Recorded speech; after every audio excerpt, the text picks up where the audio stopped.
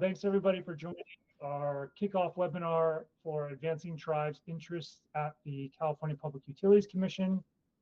Again, apologize for the Zoom challenges we're having today. I blame Zoom. Skip over the agenda. We're going to kind of dive right in. First of all, I need to make the statement about the program funding. So this webinar was supported by grants from the California Public Utility Commission's Equity and Access Grant Program. The California legislature recognizes that some California communities face systematic underinvestment, higher pollution burdens, and higher barriers to clean, safe, and affordable utility and transportation services.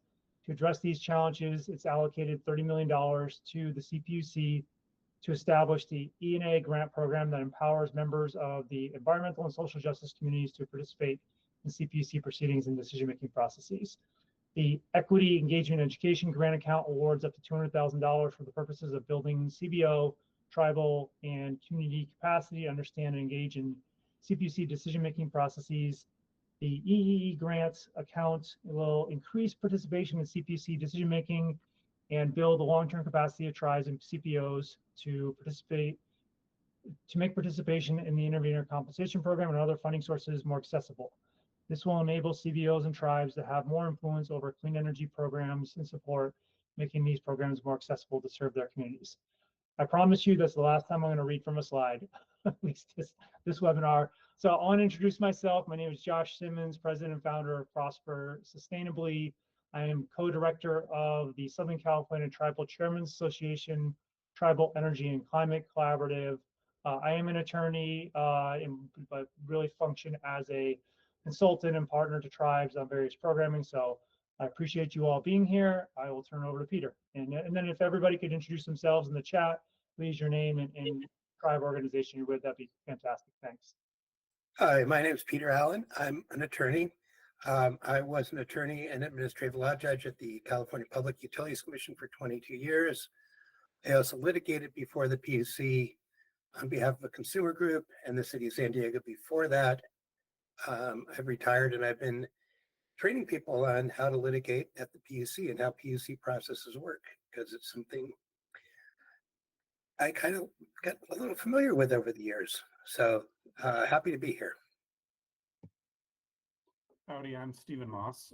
I'm a regulatory economist. I've been working also at the Commission for quite a number of years, and I support mostly the analytical efforts of this group as well as others to try to advance what they want to achieve at the Commission and other regulatory forums. Happy to be here. Thank you. Yeah, thanks, Peter. Thanks, Stephen. Again, everybody, if you can introduce yourself in the chat, your name and which tribe organization you're with, that'd be great. We actually had, would have been easier in Zoom because they would have been embedded, but we're hoping that we can get some information from you. I'm going to drop a survey link in the chat through Google Forms. I don't know that we're going to be able to pull up the information as easily as we would otherwise have been able to, but let's see, let everyone send messages. Here we go. All right, so I just dropped a form in the chat. If you could complete that form, and I will pull it up myself so you can see it. Basically trying to get better information on everybody's familiarity with the CPUC and in their engagement level in CPUC related matters. So again, if you could click that link and complete that survey. We want to know, is your tribe served by utility providers regulated by the CPUC? What is your current level of familiarity with the CPUC and what it does? How often does your tribe engage with the CPUC? And how well do you feel your tribe's interests are represented with the CPUC? So again, if you can complete this in the chat, that would be great. If you're not with or representing a tribe, you do not need to complete this, and I'll keep it rolling. So a little bit about the Tribal Energy and Climate Collaborative, or TECC. It has 3 program areas. This is under our Policy and Regulatory Advocacy Program and funded by 3 CPUC EEE grants with SCTCA, Barona, and San Pasqual. TECC also has a capacity building and technical assistance program, And under that, we're going to be actually doing a tribal energy and climate collaborative exchange meeting next week on Tuesday. Hopefully you received an email about that opportunity, and we can share that in the chat as well. And also TECC has a economic and workforce development program. So TECC is a program under the Southern California Tribal Chairman's Association, primarily serving the 25 member tribes of SCTCA, whose purpose is to identify and advance climate, energy, and related economic and workforce development goals of the SCTCA tribes.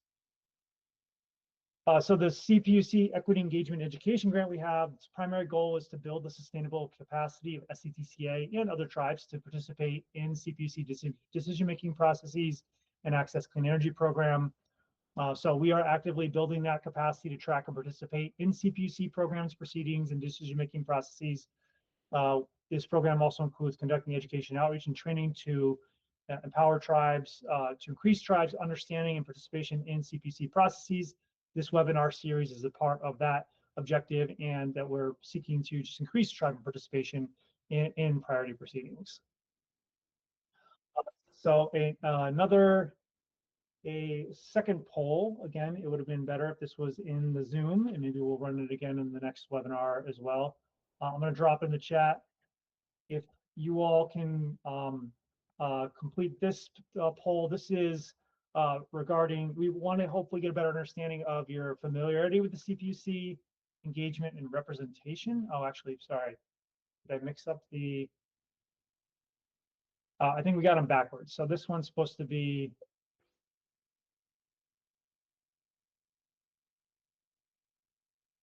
send them in wrong order. So this one's actually going to be staffing and goals. So my apologies, I reversed the order. So we want to understand what staffing capacity your tribe has, and what your goals are for this webinar.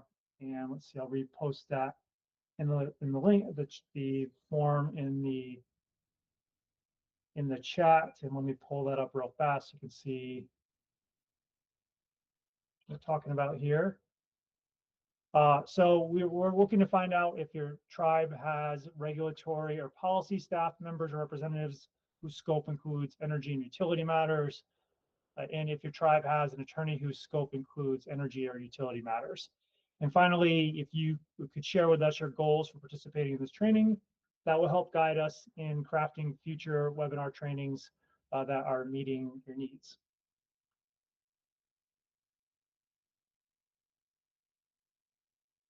Okay. All right, so the CPUC at a high level serves as a primary state level, California level regulator for investor-owned energy and other utilities, water, phone, and other areas. We'll see more about that in a moment. And this includes utilities such as Southern California Edison, San Diego Gas and Electric, Pacific Gas and Electric, and Southern California Gas Company.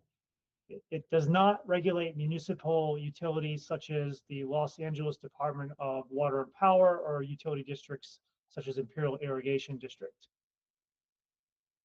So you may be wondering why should my tribe care about this? So there's a lot under the purview of the CPUC. The CPUC is responsible for rate-making proceedings. So what you pay to the utilities when those utility bills are established through those rate-making proceedings. Peter's going to talk more about that in a moment. There are a number of programs that may be of interest to your tribe. Right now in PG&E and Edison territory, there's the second round of the microgrid incentive program that's funding in front of the meter microgrids. Net metering, there's a lot going on in net metering right now. You may have seen us go from original NEM to NEM 2 and now NEM 3.0. And there is an effort right now potentially to even sunset net metering earlier than the 20-year period that is supposed to be allowed. Assembly Bill 2143 imposed prevailing wage requirements on projects with certain characteristics, so solar and other distributed energy resource projects. This is not supposed to be applicable to projects on tribal lands. However, it is implemented by the IOUs, and it's still being sorted out to ensure that that does not occur. CPUC oversees proceedings and rulemakings and requirements with related to reliability, and that also are affecting PSPS outages that public safety power shutoffs that are affect tribes on a fairly regular basis. And so utilities have requirements and ultimately regulated by the CPUC in issuing those outages. The CPUC oversees the construction and removal of facilities, which can have cultural and environmental impacts. This includes transmission and distribution facilities, transformers, substations, so on and so forth, and also includes the decommissioning and removal of dams. The CPUC oversees the tribal land transfer policy, which allows for tribes kind of first right to acquire lands that are being disposed of by utilities that if they have some facilities they've decommissioned, they no longer need the land and otherwise would sell it. The tribes under this policy should essentially have the first right of refusal. There's a tribal consultation policy, and something that we've been working on recently, and these are all just examples, is the self-generation incentive program energy storage rebates. The Tribal Energy and Climate Collaborative worked with the Local Government Sustainability Coalition in submitting a application that extended the deadline, or is intending to extend the deadlines for completion of these projects to ensure that tribes and other communities don't lose millions of dollars in rebates for many megawatt hours of energy storage capacity. Okay, I'm going to turn it over to Peter. All right, thanks, Josh. I almost got the sloth there.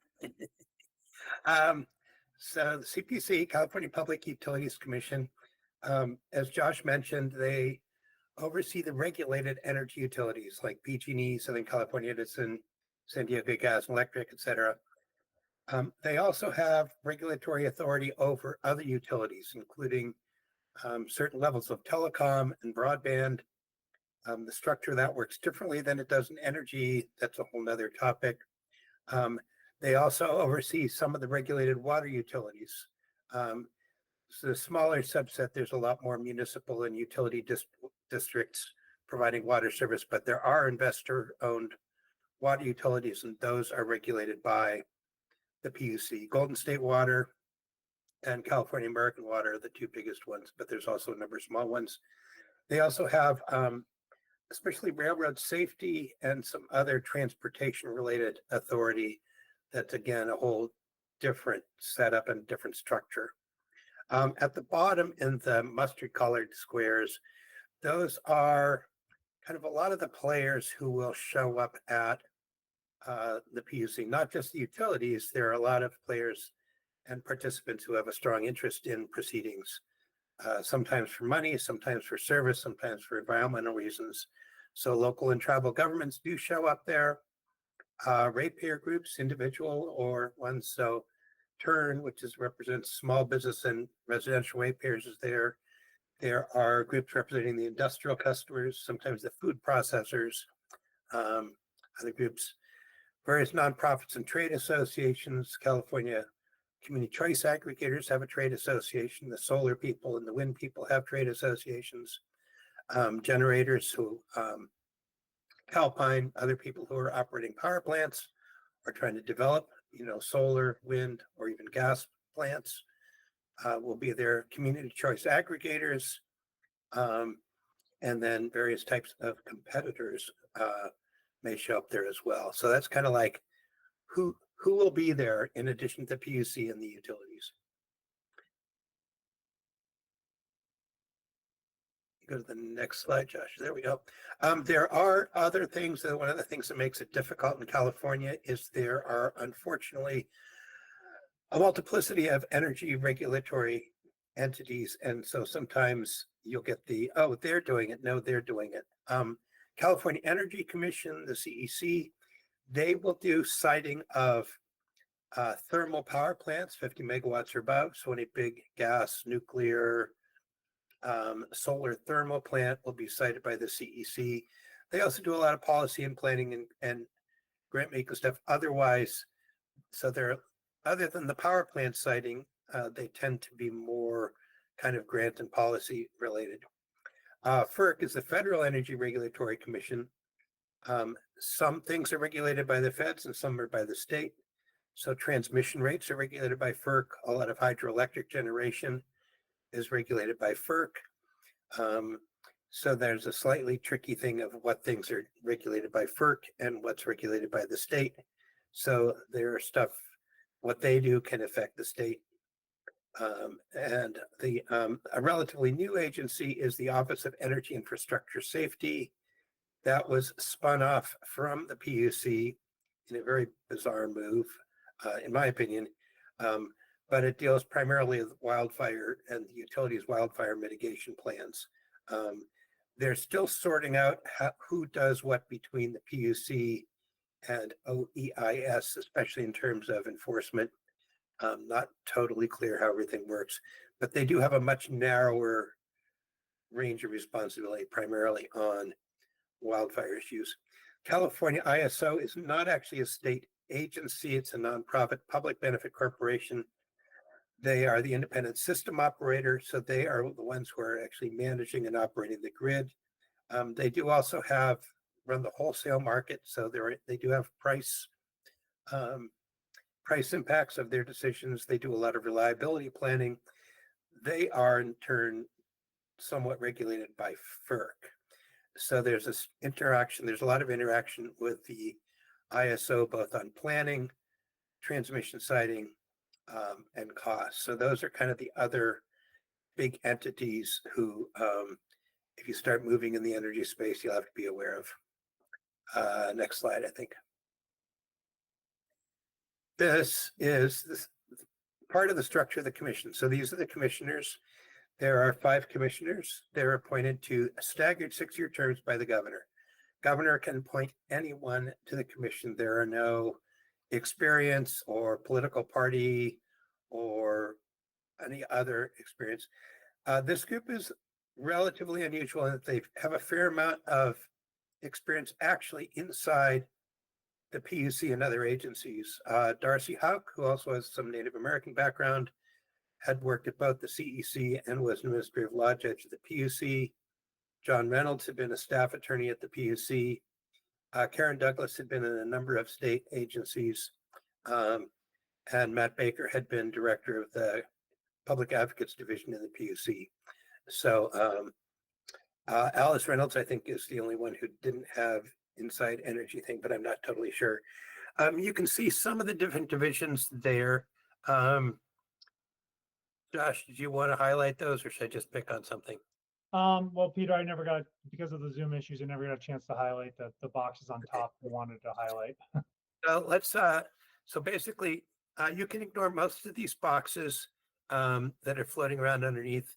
The 3, probably the 3 to kind of like give an idea of is there's the thing that says administrative law judge. So that's the division that houses all of the administrative law judges. They are the ones who will be running formal proceedings. They will usually write decisions in formal proceedings, which is a proposed decision that goes to the commission. So if you're in a formal proceeding, you're going to be dealing with an administrative law judge. Some people don't like how fast they move, but they're not usually compared to sloths, but it's okay. Legal division, let's go over to legal division. So all of the lawyers in the CPUC are in legal division, and they are essentially divided into 2 kind of groups. So there are lawyers who represent divisions that litigate in front of the commission, like consumer advocate groups or safety advocacy groups, and there are ones that advise the commission on legal matters. Also, those attorneys will represent the PUC before FERC or in courts if the commission is challenged. And then let's go to executive director right there. So the executive director is essentially the head administrator of the agency. In the past, they've been very just focused on kind of internal administrative details. In recent years, they've kind of taken on a more substantive role in terms of supervising the industry and other divisions. So those are the main ones. One thing that's, well, there's a couple of things that don't, one thing that doesn't show up in here, there's a separate public advocates division. And the public advocates office is one that acts like a consumer representative, but within the agency. And so if you start participating in proceedings, you will deal with the public advocates office. They vary in their effectiveness from case to case. They have some very good people working there, and they also have institutional memory, and they have a fair amount of staff. So they can usually put in a pretty good effort in the case on behalf of consumers. They are not necessarily aware, and often are not aware of particularly tribal issues. Not their main focus. They would probably be open to considering those, but it's something where if you're in a proceeding, you might want to be talking with them to make sure they're not taking position that's counter to, say, a tribal interest. Yeah, so that's one thing we wanted to point out too, is that this is only a portion of the fuller organization chart. So if there are layers that go down, Peter's going to talk more about some of the divisions in a moment. One kind of notable thing that's absent from this is that there is no box on here for the Office of the Tribal Advisor. So that's just something worth noting. But there is an Office of the Tribal Advisor. I'll drop a link in the chat. The Tribal Advisor position at the CPUC is currently vacant. Yeah, I think they've been having someone interim filling it. There used to be a tribal advisor, and he had left the commission, and I think they had kind of an interim person trying to do that. Josh, do you want to go back to the other more complicated slide? Oh, sure. One sec. All right. Yeah. So there's a box that says external affairs down there. I'm guessing that the tribal advisor is probably under that division. There is also an Office of Governmental Affairs in Sacramento that primarily works with the legislature. So I'm not sure it would be in there, but that's also a possibility. So some of these different divisions, you notice again, the Public Advocates Office is not there. There's Energy and Climate Policy Division. So the Energy Division is a very large division. They are generally going to be providing legal advice, policy and technical advice to ALJs and commissioners on energy matters. So if you're participating in an energy proceeding or bringing an energy matter to the commission, there's probably going to be some staff in the energy division who are looking at that and looking at it from policy or technical side of things. They are often very useful. These are typically, career civil servants. These are not typically at this level. They're not, political appointees. So at this level, they can also be very useful resources because they often know a lot, especially people who've been there for a while will know a lot on subject matter stuff. They will not usually formally show up in most proceedings except for some rulemaking proceedings. So they're usually going to be behind the scenes if you're in a formal proceeding.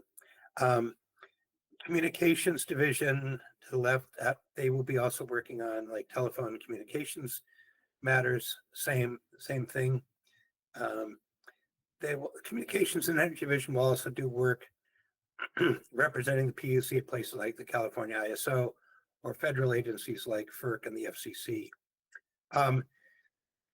There are two enforcement divisions where they will go. The enforcement division, there's a consumer policy, transportation enforcement, and that one there, and then off to the right is a safety enforcement and safety policy division. They can bring enforcement actions against utilities for violation of PUC decisions or state laws. So for example, when SoCalGas had that huge leak from their Aliso Canyon gas storage field, Safety Enforcement Division brought enforcement action. When PG&E blew up part of the city of San Bruno and then later burned down the city of Paradise, Safety Enforcement brought enforcement actions against utilities. The commission has substantial penalty authority over utilities and has imposed very substantial penalties on utilities. I think that's good enough for internal structure, Josh. Main divisions, this is just a slightly clearer way of looking at it. There are industry or advisory divisions such as water, energy, and communications. We talked about that. Advocacy divisions, they will actually litigate before the PUC like another party. So the public advocate's office, like a consumer advocate, safety enforcement, consumer protection enforcement will do that. Legal division, like I said, they're all in legal division. To deal with an issue raised, it was actually a case involving a tribe and a different state agency with Morongo tribe, or Morongo Band of Mission Indians, I'm sorry, and it's one of the water agencies. Legal division is divided into separate advisory and advocacy sections to avoid any conflict of interest. And then administrative law judge, like I mentioned, all formal proceedings are run by administrative law judges. They are all within the agency. They are civil service appointees. It is not a political position. Their background varies. Currently, they have a lot of new ALJs, so it's somewhat unpredictable as to how much experience any particular ALJ you will be in front of will have. Okay.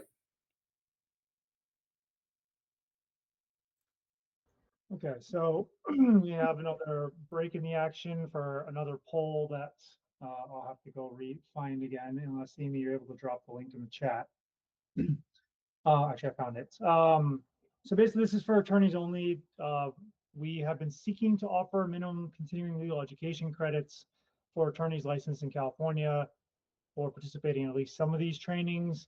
And we're finding it's a bit of effort, so we've actually run some polls and see whether or not it's worth the effort based on who wants to participate. So I'll pull up the link real. I just dropped the link in the chat.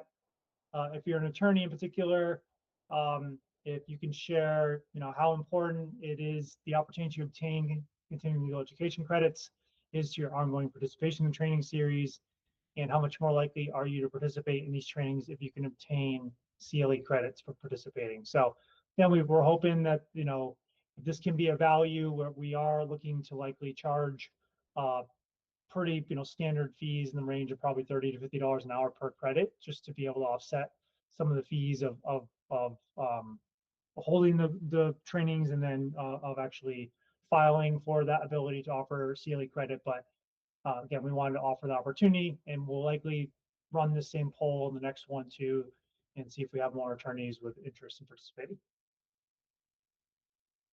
Back to you, Peter. All right. So the PUC runs different kinds of formal proceedings, and they all have names. And so applications, there's a lot of applications. What's an application? Those are filed by utilities. When a utility wants to do something and it wants to get paid for doing it, and they always want to get paid for doing it by ratepayers, they will file an application. So if they want to build something, they will file an application. If they want to tear something down, they'll file an application. If they want to do more energy efficiency, they'll file an application. So the application process is filed by the utility. The process of it is largely driven by and defined by the application that the utility files. So the utilities will have a lot of control over what's in an application proceeding. Other parties can then show up and either agree with the utility or contest it. So the largest application that's filed is a thing called a general rate case, where essentially it's a kind of catch-all where utility will file basically identifying pretty much everything they want to do over the next 3 years, except for major projects or things that come up. And they'll say how much they think it's going to cost, however many billions of dollars they think it's going to cost. They will ask that be authorized, that they can collect it in rates. And there will also be a section on how those costs are allocated. So there are often people who will show up in an application, consumer groups complaining that they're asking for too much money. And then there's often a fight about, well, who pays for these costs? So they're building a new transmission line. They will file an application. If you don't like where they're putting it, you can show up and say, they shouldn't do that, or it should be undergrounded, et cetera. So applications are utility driven. There'll be a proceeding number And the proceeding number system at the PUC is pretty intuitive. It'll have first, whether it's an application, rulemaking, et cetera, the year it was filed, the month it was filed, and then just chronologically when it was filed in that year. So R2202-002 is a rulemaking filed in 2022 in February, and it was the second thing filed that month. Rulemakings are different in that those are opened by the PUC, and they're designed to cover a range of utilities, usually all utilities in area. So for example, you're generating new rules for renewable energy, the commission will open a rulemaking. The tribal OIR, because it applies to all utilities, is a rulemaking. So, but those are opened by the commission in an order instituting rulemaking. It's called an OIR. The commission is very big on acronyms, which makes things rather difficult and obscure at times, but there are a lot of acronyms. Yeah, sometimes they make sense. So the rules are a little different. They tend to be a little more staff driven or commissioner driven, trying to make policy, trying to make rules that apply to everyone. Again, other people can show up. Usually the utilities are required to be in them, and they always want to be because they want to know what's going on and they want to control the rules. But other people can show up and make their suggestions for what rules should apply. Those two applications and rulemakings in general would be where I would expect tribes would have the most interest in participating. Those are the areas where either there's a cost or infrastructure issue at issue in applications, and rulemaking would be rules of general application, policy, and also things that can affect cost or safety. Investigation, the commission will often open investigations. That's what they call when they bring in an enforcement action. They'll do an order instituting investigation, an OII, and will open an investigation. So, for example, the San Bruno explosion, the Paradise Fire, SoCal gas leak, those were again opened by the commission. One of their enforcement divisions will usually issue a report. The commission will open the investigation and it goes in. There is some opportunity for other parties to participate, but in general, it's mostly between the enforcement division and the utility. If it's something that someone's interested in, they can participate, but you're not usually as central a role. Complaints, I won't spend much time on. Essentially, if a customer has a problem with the utility, or it doesn't even have to be a customer, but generally as a customer, if there's a problem with the utility and it can't be informally resolved, they can file a formal complaint at the PUC. It could be something like they're being charged under the wrong tariff, they're being mischarged for a particular service, they can't get service, there's some sort of service quality problem, the utility's not doing something, they can file a complaint. Those generally 95% of the time will involve just the person filing the complaint and the utility. And so typically not something that other parties will show up in. If as a tribe you have an issue with the utility, that's something you can do. I wouldn't worry too much about other people's complaints. Just know they exist. And then I went through the numbering system. So I think we're good for the next slide. Okay, to make it more confusing, this is where people sometimes have, wait, my brain is starting to hurt because there's types of proceedings and there's categories of proceedings, and how does this work? So quasi-legislative, rate-setting, adjudicatory are the different categories of proceedings, and those get layered onto the other types. There's some commonality, so a lot of things are very similar. Let's start with the rate setting. When I talk about application, the reason the utility files an application is because they want to collect the cost of what they're doing in rates. And so any proceeding where the commission is going to be setting a rate, establishing a rate, whether it's increase it or decrease it, but if it's basically saying, okay, yes, you can collect $20 million from the ratepayers, or you can collect $50 from every ratepayer, whatever it is, If that's going to be part of the proceeding, it's a rate setting proceeding. And so it's categorized as rate setting. Rulemakings, most rulemakings where you're just setting up a rule, if it doesn't have a rate part, some rulemakings might have a rate impact. But if you're just setting up a general rule, like what color should all utilities trucks be painted? We have a rulemaking to determine should they all be pink or should they all be blue or purple or striped or whatever, right? And you're not setting a rate for how much they can charge to paint the trucks. There's no rate impact. You're setting up a rule. It's going to be quasi-legislative. And adjudicatory is ones where it's most like a court case. So those investigations, if going to result in a penalty, the complaint that's just two people fighting about something, that's going to be adjudicatory. Why do these matter? They matter because they affect what outcomes are possible. So if it's not a rate setting case, the utility can't change their rate. If it's quasi-legislative, they can't result in a rate increase. Adjudicatory, it has to, if the commission wants to impose a penalty, it has to be adjudicatory. They can't just be in another case in a rulemaking and discover that utility did something wrong and say, oh, we're going to penalize you. It's like, no, there has to be a separate one. The other thing that happens is there's a thing called the ex parte rules, which is how you can communicate with commissioners. So, for example, on some issues, Josh has been communicating with commissioners on what's going on, like in the tribal OIR and on some other issues where we've been communicating, or mostly Josh has been communicating with commissioners, giving them some input, finding out where the commissioners are at, what's important. And that's fine because they're quasi-legislative proceedings. And you can do that in a quasi-legislative proceeding. Anyone can talk to the decision makers, the ALJ, the commissioners. It's like the legislature where they can talk to anyone and there's no disclosure.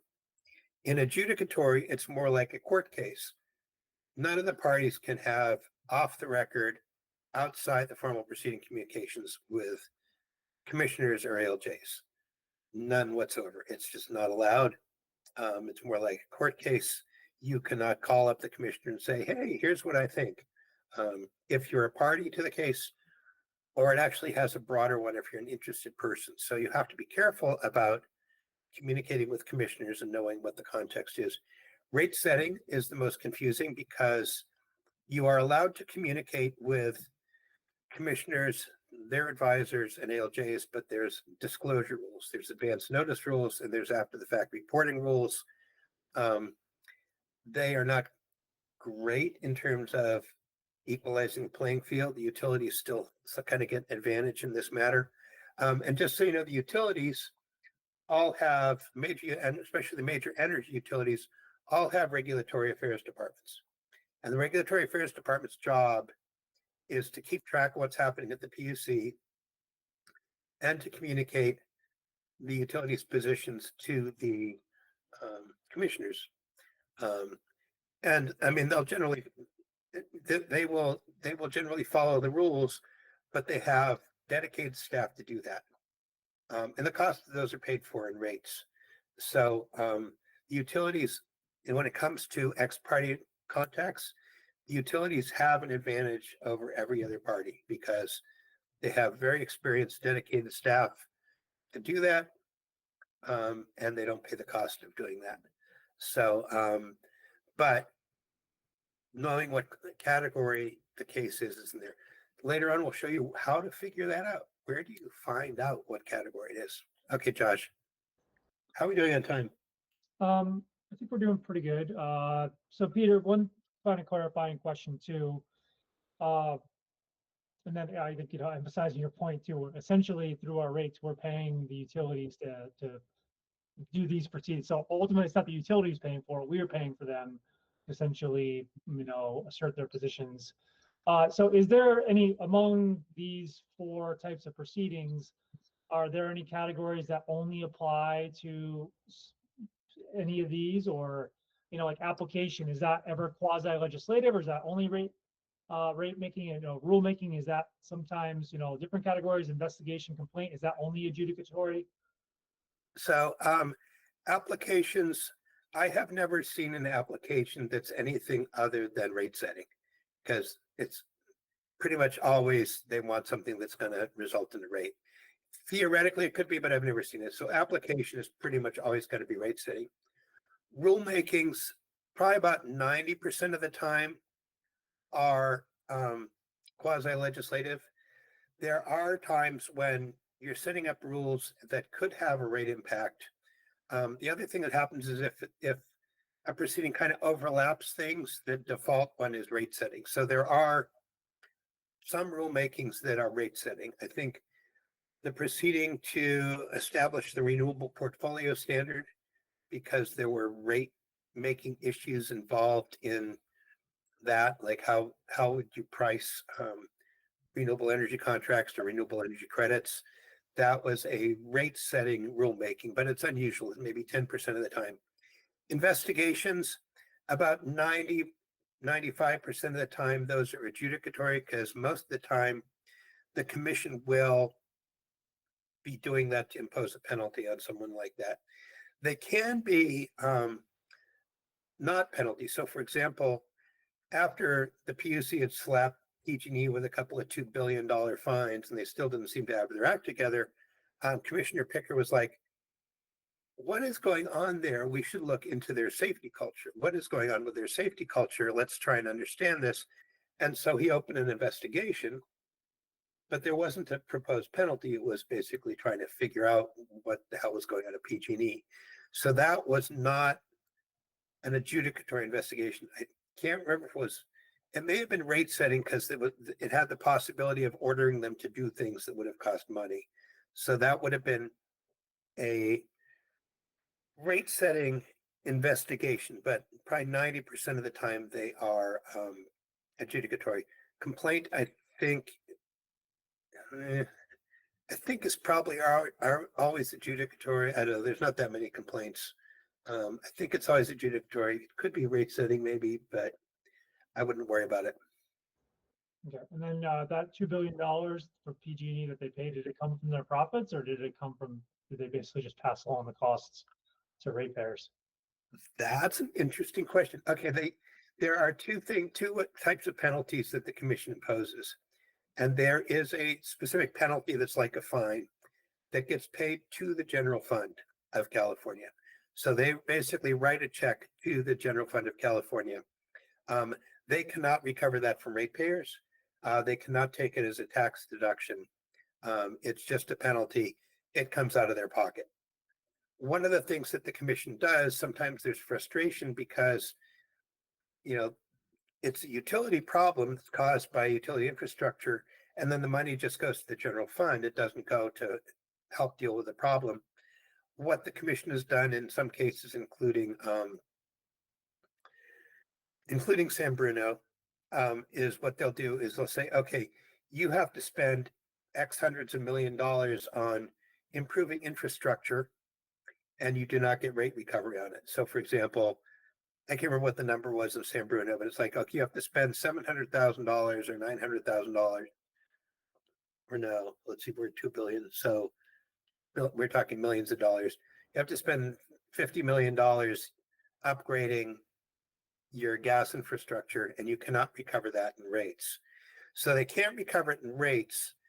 The question that sometimes is tricky is whether they could then take a tax deduction for spending that. And the commission has tried to structure those non-recoverable costs so that they cannot take it as a tax deduction. But it's always kind of an iffy question that the commission doesn't actually have jurisdiction over. So the penalties do not come out of ratepayer pockets. They come out of the utility pocket. There's a variation in terms of how the degree of painfulness that entails. But the commission has imposed really big penalty. I think it was about $2 billion in San Bruno and about $2 billion for the campfire. Does the CPUC have to approve an easement from PG&E? easements. Well, what happens is with the utility, if you are a regulated utility in California, you have the right of eminent domain. So the utility can do that. A lot of times those don't come before the PUC because they've already granted the utility the permission to do that. The issue of the cost of how much you pay is often fought out in court if it's contested. So the utilities do have the power of eminent domain. And I'm not an expert on the details of eminent domain, but they do get that authority. So can you clarify, so what's the circumstances in which the tribe is trying to cross PG&E land? I mean, but is it, it's a hot topic right now of the utilities needing, utility easements on tribal lands that require BIA approval. And we're navigating a lot of those right now. So I'm just kind of curious about the circumstances in which you're talking about. Okay, this, can you hear me? Yes. Okay, this isn't PG&E crossing tribal land. This is the tribe is trying to acquire an easement from PG&E to cross their land. And that's why the question is, and they said that PUC, the California Public Utility Commission, has to approve PG&E granting that easement to the tribe. We've been on this project for 5 years, and now the application has been submitted to the California Public Utility Commission, and they put it on hold. And it has delayed our project. We have a $5 million project that now in jeopardy because of this. So I'm having a difficult time understanding why, in any other normal circumstances, if the property owner wanted to grant an easement to somebody to cross their property, it would have taken place. I mean, we actually paid for it. I mean, we had to pay for this 1 foot strip we have to cross. Okay, yeah, I can answer that. The reason for that is essentially the utility land was acquired with ratepayer funds. So it's not solely PG&E's land to make the call.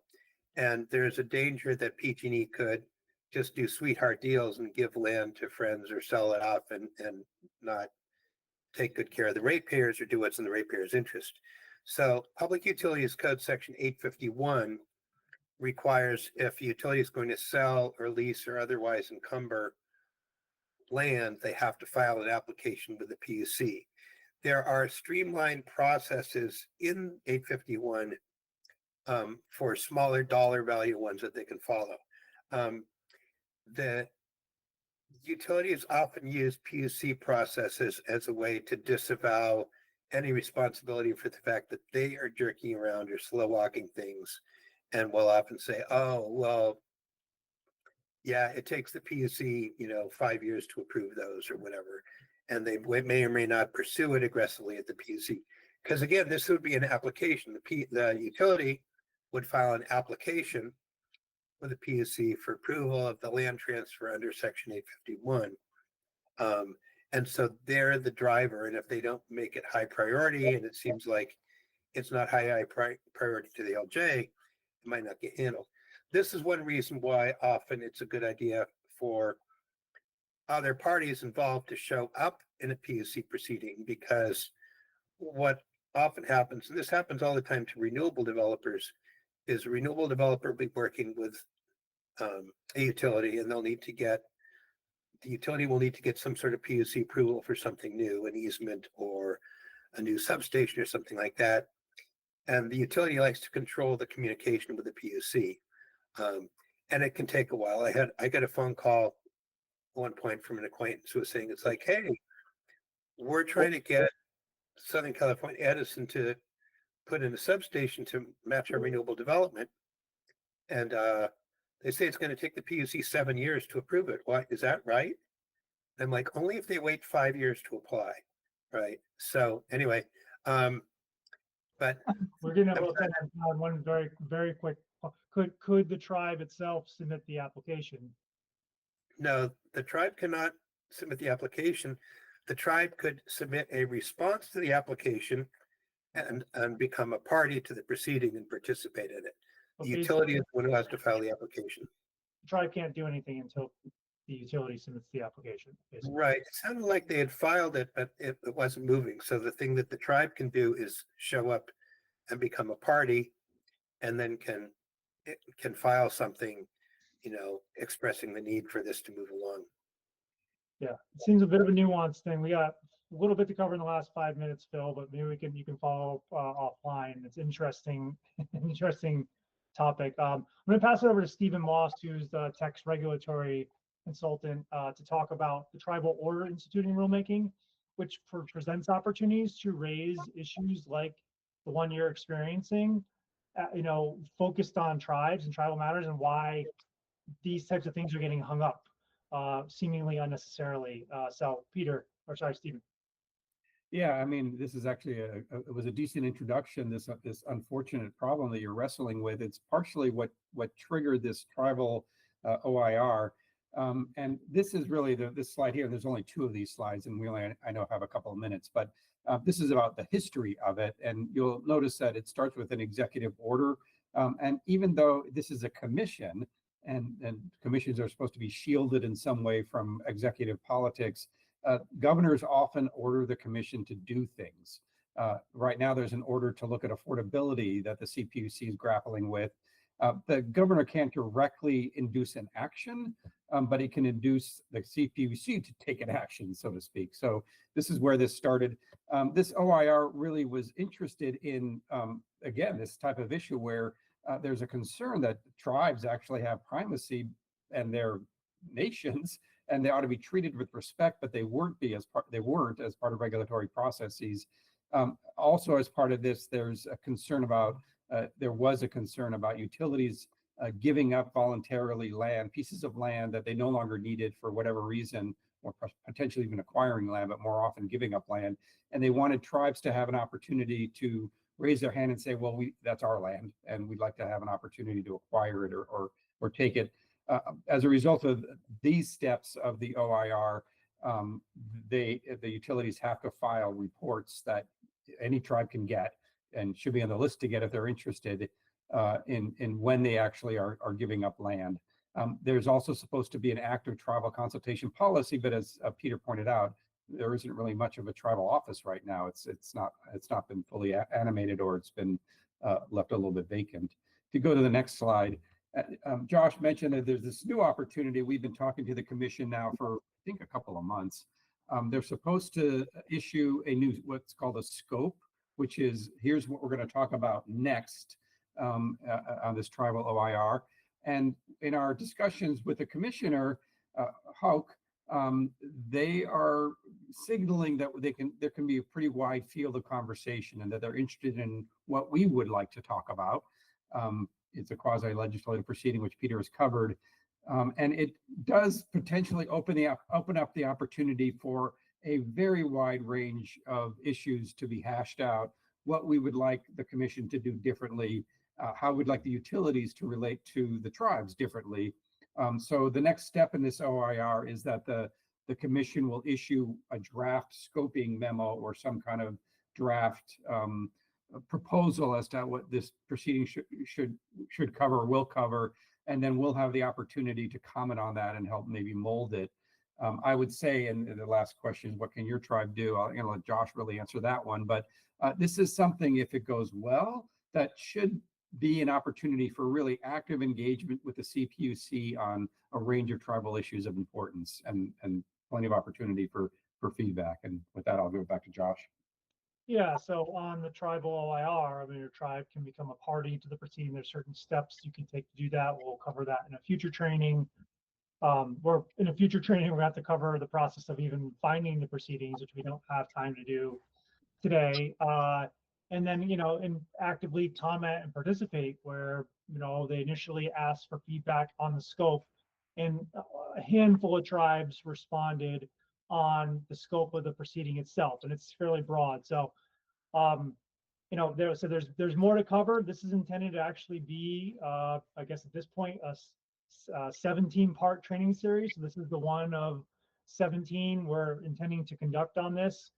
covering a range of topics where we're really trying to build tribes' understanding and hopefully ability to participate and influence these proceedings. So we'll keep recording. You guys can drop off right now, but I'll just, we don't have to leave right now. This is being recorded. I don't have a hard stop.